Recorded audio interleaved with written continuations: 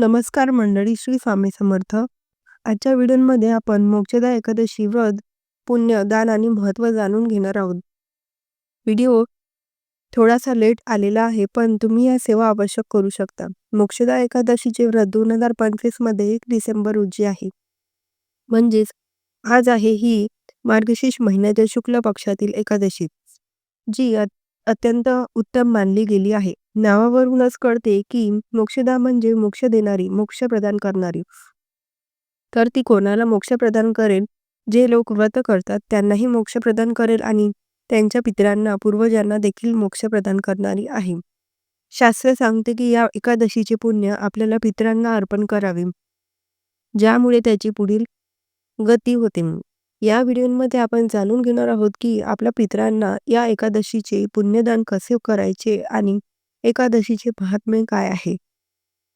एकादशी तिथी 30 नोव्हेंबर रात्री 9:29 वाजल्यापासून सुरू होईल आणि 1 डिसेंबर सायंकाळी 7:01 वाजेपर्यंत राहील. महत्त्वाची गोष्ट म्हणजे याच दिवशी 1 डिसेंबर मोक्षदा एकादशीच्या दिवशी गीता जयंती देखील साजरी केली जाते. भगवान श्रीकृष्णाने याच दिवशी अर्जुनाला रणांगणावर गीतेचे उपदेश दिला होता. याचे वर्णन महाभारतात येते. त्यामुळे गीतेचा 18वा अध्याय किंवा कोणताही अध्याय आवश्यक वाचावा. या दिवशी अजून एक मोठी गोष्ट म्हणजे व्यतिपात योग आहे. हा योग पहाटे 4:22 सुरू होईल आणि रात्री 1 वाजेपर्यंत राहील. या व्यतिपात योगात तुम्ही जे काही सत्कर्म कराल, मग ते एकादशीचे व्रत, उपवास असो, जप, ध्यान असो किंवा दानपुण्य असो, हे सर्व 1,00,000 पटीने वाढते. एकादशीचे महात्म्य. भगवान श्रीकृष्ण या एकादशीचे महात्म्य युधिष्ठिरांना सांगतात.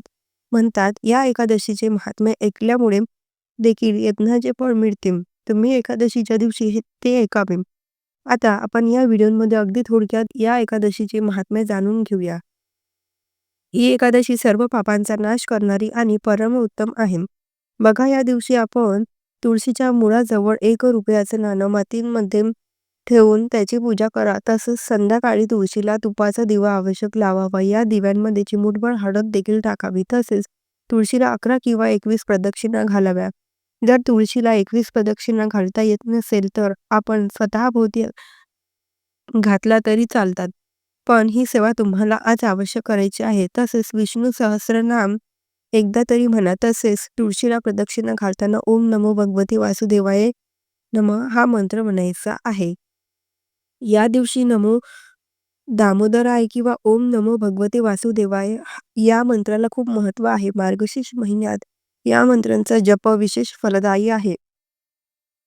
गोविंद गोविंद हरे मुरारी, गोविंद गोविंद मुकुंद कृष्ण हे कीर्तन फक्त ऐकल्याने श्रीमद भागवत वाचण्याचे पुण्य मिळते. तसेच ज्यांचे पितर पापांमुळे नीच योनींमध्ये, प्रेत योनी इत्यादी गेले आहेत, ते देखील या एकादशीच्या पुण्याने दान केल्याने मोक्ष प्राप्त करतात. यात शंका नाही. हे वर्णन पद्मपुराणात येते. जर याचा संबंध जोडला तर गरुड पुराणात याचा उल्लेख आहे की ज्या कुटुंबातील पितर प्रेत योनींमध्ये किंवा अधोयोनींमध्ये असतात ते आपल्यालाच कुळाचा त्रास देतात.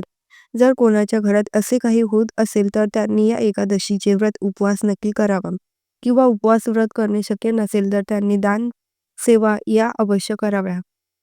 आचरण शुद्ध ठेवावे. भगवान श्रीकृष्ण युधिष्ठिरांना एक कथा सांगतात.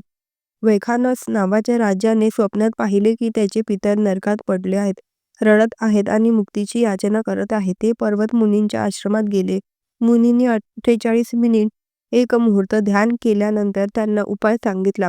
हे राजा, मार्गशीर्ष महिन्याच्या शुक्ल पक्षातील मोक्षदा एकादशीचे व्रत कर आणि व्रताचे पुण्य आपल्या पितरांना अर्पण कर. राजाने तसेच केले आणि त्यांच्या पितरांचा उद्धार झाला.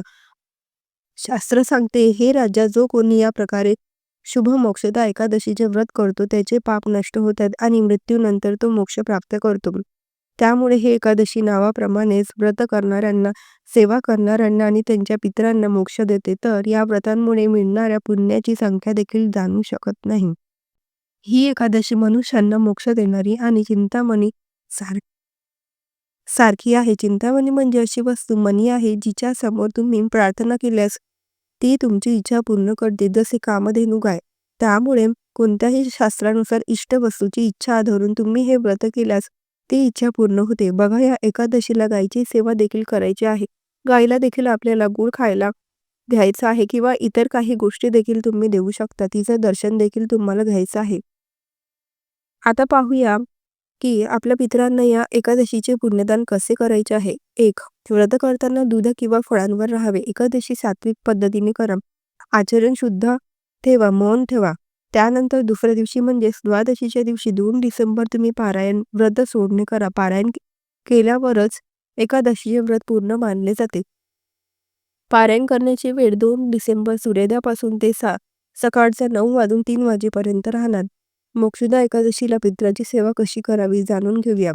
हात-पाय धुवून घ्या. आता पितरांना पुण्य अर्पण करायचे आहे. अगोदर 1 तांब्याभर पाणी घ्या. त्यामध्ये तुळशीपत्र, काळे तीळ, गंगाजल टाका. नंतर हातात जल, गंगाजल असल्यास उत्तम घ्या. त्यात काळे तीळ आणि 1 तुळशीपत्र टाका. काळे तीळ यासाठी कारण ब्रह्मदेवाने वरदान दिले आहे की पितरांना अर्पण केलेल्या वस्तूंमध्ये तीळ मिसळल्यास तिची चोरी होत नाही. तुळशीपत्र पितरांना अत्यंत प्रिय आहे. यामुळे त्यांना खूप तृप्ती मिळते. तुमचे तोंड दक्षिण दिशेकडे असावे. समोर 1 ताट ठेवा, ज्यात तुम्ही हे द्रव्य पाणी सोडाल. हे द्रव्य सोडताना सुरुवातीला 3 वेळा ओम विष्णू विष्णू विष्णू म्हणा. त्यानंतर म्हणा, मी माझ्या मोक्षधाम एकादशीच्या व्रताचे पुण्य माझ्या पितरांना अर्पण करत आहे. त्यानंतर 3 वेळा म्हणा, हे माझ्या पितृगणांनो, तुम्ही या पुण्य अर्पणाच्या माध्यमातून तृप्त व्हा, तृप्त व्हा, तृप्त व्हा. कारण पितरांना तृप्त करताना 3 वेळा बोलले जाते. एखाद्या व्यक्तीचे नाव घेऊन जर तुम्हाला एखाद्या विशिष्ट मृत व्यक्तीला पुण्य अर्पण करायचे असेल, तर त्यांचे पूर्ण नाव घेऊन मग पुण्य अर्पण करा. हे द्रव्य ताटात जमा होईल ते तुम्ही पिंपळाच्या झाडांमध्ये टाका किंवा तुळशीच्या कुंडीत अर्पण करा किंवा पाण्यात प्रवाहित करू शकता. असे पुण्य अर्पण करून तुम्ही आपल्या पितरांना तृप्त करू शकता.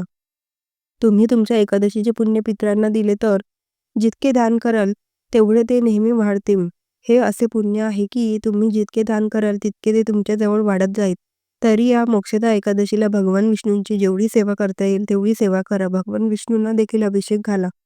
त्यांना देखील पिवळी वस्त्र, पिवळी फळे, मिठाई अर्पण करा. आता व्हिडिओ लेट पडत आहे, पण या दिवशी उंबरठ्याला देखील हळदीचे लेपन आवश्यक करावे. तसेच आपल्याला संध्याकाळी दक्षिण दिशेला तोंड करून पितरांच्या नावाने 1 दिवा अर्पण करायचा आहे. त्या दिव्यांमध्ये देखील आपल्याला चिमूटभर काळे तीळ टाकायचे विसरायचं नाही. तो दिवा लावताना पितरांचे स्मरण देखील आवश्यक करावे. तसे शक्य असेल तर तुम्ही पिंपळाच्या झाडाला देखील 1 दिवा लावून पिंपळाच्या झाडाला 11 वेळा प्रदक्षिणा घालू शकता. तिथे बसून पितृस्तुती म्हणू शकता किंवा ओम नमो भगवते वासुदेवाय हा मंत्र देखील म्हणू शकता. तसेच या एकादशीला जर कुठे केळीचे झाड असेल तर केळीच्या झाडाला देखील तुपाचा दिवा लावून त्याची पूजा करा. तसेच या दिवशी तुम्ही पितरांच्या नावाने कुत्र्याला खाऊ घालू शकता. तसेच पशु-पक्ष्यांना खाऊ घाला. गरिबाला दान करता आलं तर पितरांच्या नावाने आवश्यक दान करा. या सेवा आपण आवश्यक करावे. बघा, तुळशीची सेवा, पितरांची सेवा, भगवान विष्णूंची सेवा या एकादशीला खूप महत्त्वपूर्ण आहे आणि ते आपल्या हातून आवश्यक व्हायला एवढी विनंती करा. तर व्हिडिओ आवडला असेल तर लाईक करा, शेअर करा आणि व्हिडिओ पूर्ण पाहिल्याबद्दल मनापासून धन्यवाद. श्री स्वामी समर्थ. जय जय स्वामी समर्थ.